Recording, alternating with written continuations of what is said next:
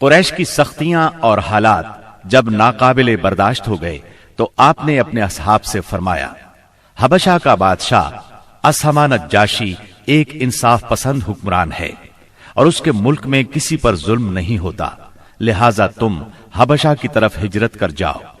اس ہدایت کے مطابق رجب 5 نبوت میں صحابہ کرام کے پہلے قافلے نے ہجرت کی۔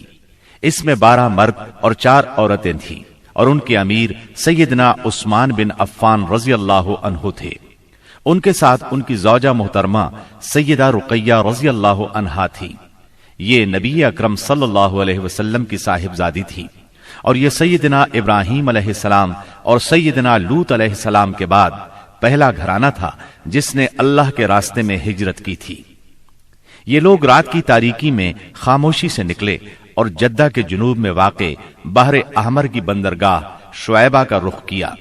خوش قسمتی سے وہاں 2 تجارتی جہاز موجود تھے۔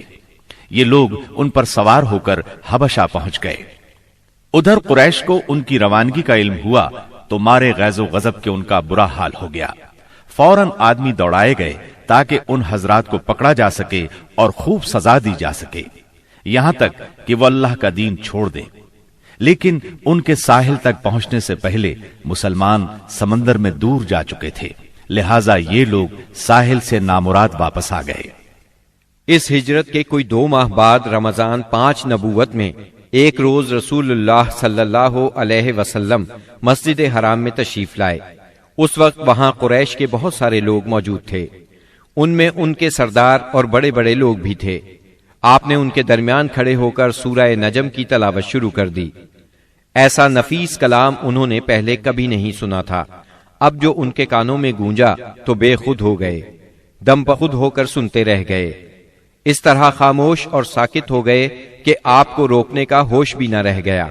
بلکہ سورت کے آخر میں جب ڈانٹ ڈپٹ والی آیات آئیں تو ان کے دل کانپ گئے، ہوش اڑ گئے، اور جو ہی آپ نے یہ حکم سنایا کہ فَاسْجُدُوا لِلَّهِ وَاعْبُدُوا، یعنی اللہ کے لیے سجدہ کرو اور اس کی عبادت کرو، تو سب کے سب سجدہ ریز ہو گئے۔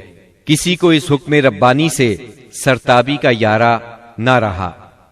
امام بخاری رحمت اللہ علیہ نے سیدنا عبداللہ بن مسعود رضی اللہ عنہ سے روایت کی ہے کہ نبی صلی اللہ علیہ وسلم نے سورہ نجم پڑھی، پھر سجدہ کیا تو قوم کا کوئی فرد نہ بچا جس نے سجدہ نہ کیا ہو۔ ایک آدمی نے ایک مٹھی کنکری یا مٹی کی لی اور اس کو اپنے چہرے کے اوپر تک لے گیا اور کہا، میرے لیے یہی کافی ہے۔ بعد میں میں نے دیکھا کہ وہ حالت کفر میں مارا گیا۔ یہ امیہ بن خلف تھا جو بدر کے دن مارا گیا۔ گویا اس وقت جتنے لوگ تھے ان میں سے بس ایک امیہ بن خلف ایسا تھا جس نے مکمل طور پر سجدہ نہیں کیا، البتہ ایک مٹھی میں کنکریاں لے کر اپنی پیشانی تک لے گیا۔ اس نے سجدہ کرنے والوں کا بس اس حد تک ساتھ دیا تھا۔ اس واقعے کی خبر حبشہ پہنچ گئی، یعنی تمام قریش کے سجدہ کرنے کی خبر۔ اس پر مسلمانوں نے سمجھا کہ وہ سب کے سب مسلمان ہو گئے ہیں۔ وہ سب خوشی خوشی ماہ شوال میں مکے کی طرف روانہ ہو گئے۔ لیکن جب مکے کے اس قدر قریب پہنچ گئے کہ 1 دن سے بھی کم وقت کی مسافت باقی رہ گئی، تب انہیں اصل بات کا پتہ چلا۔ اس پر کچھ لوگ تو وہیں سے واپس حبشہ چلے گئے اور کچھ چھپ چھپا کر یا کسی کی پناہ لے کر مکہ آ گئے۔ اس کے بعد مسلمانوں پر قریش کی سختیاں اور زیادہ بڑھ گئیں، کیونکہ ایک طرف تو انہوں نے بے خودی میں مسلمانوں کے ساتھ سجدہ کر دیا تھا، اس کا انہیں بہت پچھتاوا تھا۔ دوسری طرف مسلمانوں کے ساتھ نجاشی بہت اچھا سلوک کر رہا تھا، اس کی انہیں جلن اور کڑھن تھی۔ اس لیے رسول اللہ صلی اللہ علیہ وسلم نے فرمایا، تم لوگ دوبارہ حبشہ ہجرت کر جاؤ۔ چنانچہ اس مرتبہ 82 یا 83 مرد اور 18 یا 19 عورتوں نے ہجرت کی، اور ظاہر ہے یہ ہجرت پہلی ہجرت کی نسبت زیادہ مشکل تھی، کیونکہ اب قریش چوکنے تھے، مسلمانوں کی نقل و حرکت پر ان کی نظر تھی۔ یہ اور بات ہے کہ مسلمان ان سے زیادہ چوکنے، با حکمت اور ٹھوس قدم اٹھانے والے ثابت ہوئے، اور ان کی تمام تر پکڑ دھکڑ کے باوجود حبشہ کی طرف نکلنے میں کامیاب ہو گئے۔ इस हिजरत से कुरैश के घर घर में कोहराम मच गया, क्योंकि कुरैश के बड़े छोटे खानदानों में से कोई ऐसा नहीं था जिसके चश्मो चराग इन मुहाजिरीन में शामिल न हो। किसी का बेटा गया था तो किसी का दामाद, किसी की बेटी गई थी तो किसी का भाई और किसी की बहन।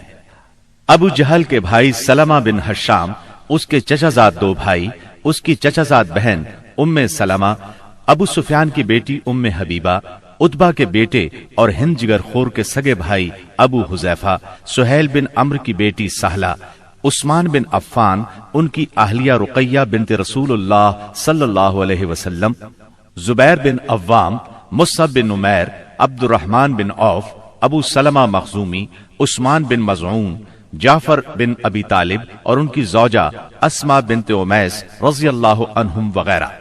इस तरह करीब करीब तमाम सरदारान कुरैश और मशहूर दुश्मनाने इस्लाम के जिगरगोशे दीन की खातिर घर बार छोड़कर निकल खड़े हुए थे। इसलिए कोई घराना ऐसा न था जो इस वाक़े से मुतासिर न हुआ हो। कुरैश पर यह बात बहुत गिरां गुजरी कि मुसलमान उनसे बचकर एक ऐसी जगह जा पहुंचे हैं जहां उनकी जान और माल को कोई खतरा नहीं है। चुनाचे उन्होंने इन हजरात की वापसी का मंसूबा तैयार किया। अम्र बिन आस और अब्दुल्ला बिन रबिया को हबशा भेजा। ये दोनों उस वक्त मुशरिक थे। उन्होंने हबशा पहुंचकर मंसूबे के मुताबिक सबसे पहले पादरियों से मुलाकातें की और उन्हें तोहफे तहाइफ दिए।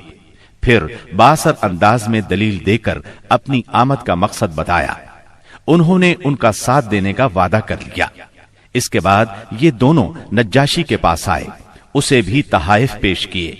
फिर असल मकसद की बात शुरू की। उन्होंने कहा, ऐ बादशाह, आपके मुल्क में हमारे कुछ नासमझ लोग भाग आए हैं। उन्होंने अपनी कौम का दीन छोड़ दिया है और आपके दीन में भी दाखिल नहीं हुए, बल्कि एक नया दीन ईजाद किया है। उसको हम जानते हैं न आप, इसलिए हमें आपकी खिदमत में उनकी कौम के बड़ों यानी उनके वालिदैन, चचाओं और उनके कबीले के लोगों ने भेजा है ताकि आप उन्हें वापस भेज दें, क्योंकि वो लोग उन पर निगरान हैं और उनकी खामी और खराबी को सबसे अच्छी तरह समझते हैं। जब उनकी ये बात पूरी हो गई तो मंसूबे के मुताबिक पादरियों ने भी उनकी तायीद की, हाँ में हाँ मिलाई। नज्जाशी ने उनकी बातें गौर से सुनी, लेकिन सोचे समझे और देखे भाले बगैर फैसला नहीं किया। उसने सोचा दूसरे फरीक की भी बात सुनी जाए कि वो क्या कहते हैं, तभी हक वाजे हो सकेगा। चुनाचे उसने मुसलमानों को बुला लिया और उनसे पूछा, ये कैसा दीन है जिसकी वजह से तुम लोग अपनी कौम से अलग हो गए हो, लेकिन न मेरे दीन में दाखिल होते हो और न उन मिल्लतों ही में से किसी के दीन में दाखिल हुए हो। इसके जवाब में सैयदना जाफर बिन अबी तालिब रजी अल्लाह अन्हो ने फरमाया, ऐ बादशाह, हम जाहिलियत वाली कौम थे, बुतों को पूजते थे, मुर्दार खाते थे, बुराइयां करते थे, कराबतदारों से नाता तोड़ते थे, पड़ोसियों से बदसलूकी करते थे। हम में जो ताकतवर होता था वो हमारे कमजोर को खा जाता था। हम इस हालत में थे कि अल्लाह ताला ने हम ही में से एक रसूल भेजा। हम पहले से उसके आली नसब, सच्चाई, अमानत और पाक दामनी को अच्छी तरह जानते थे। उसने हमें अल्लाह ताला की तरफ बुलाया कि हम उसे एक माने और उसी की इबादत करें, और उसके सिवा हमारे बाप दादा जिन बुतों और पत्थरों को पूजते रहे थे उन्हें छोड़ दें। उसने हमें सच बोलने, अमानत अदा करने, कराबत जोड़ने, पड़ोसी से अच्छा सलूक करने, हरामकारी और खून रेजी से बाज रहने का हुक्म दिया।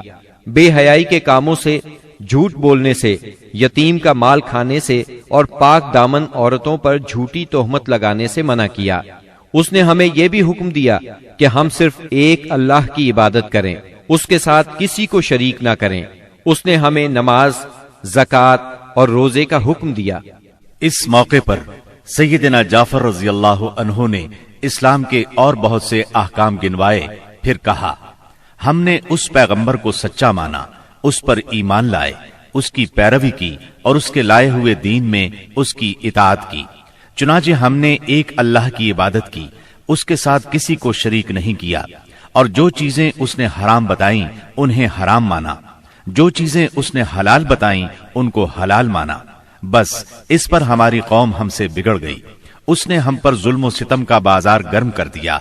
हमें हमारे दीन से फेरने के लिए फितनों और सजाओं से दो चार किया ताकि हम अल्लाह की इबादत छोड़कर फिर से बुत परस्ती की तरफ पलट जाएं और जिन गंदी चीजों को हलाल समझते थे उन्हें फिर हलाल समझने लगे। जब उन्होंने हम पर बहुत जुल्म तशद्दुद किया, जमीन हम पर तंग कर दी, हमारे और हमारे दीन के दरमियान रुकावट बन गए, तो हमने आपके मुल्क की राह ली और आपको दूसरों पर तरजीह दी और आपकी पनाह में रहने को पसंद किया और आपसे ए बादशाह ये उम्मीद की कि आपके हां हम पर जुल्म नहीं किया जाएगा। सैयदना जाफर रज़ियल्लाहु अन्हु की ये तकरीर सुनकर नज्जाशी ने कहा, कुछ कुरान पढ़कर सुनाओ। इस पर सैयदना जाफर रजी अल्लाह अन्हु ने सूरह मरियम की इब्तिदाई आयात तिलावत की। नज्जाशी इन आयात को सुनकर इस कदर रोया कि उसकी दाढ़ी तर हो गई और तमाम पादरी भी इस कदर रोए कि उनके सहीफे तर हो गए।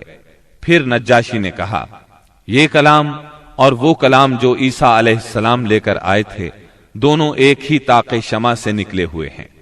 इसके बाद उसने कुरैश के दोनों नुमाइंदों से मुखातिब होकर कहा, तुम लोग चले जाओ, अल्लाह की कसम मैं इन्हें तुम्हारे हवाले नहीं कर सकता और न इनके खिलाफ कोई चाल चली जा सकती है। दूसरे दिन अम्र बिन आस ने एक खतरनाक तरीन तदबीर इख्तियार की।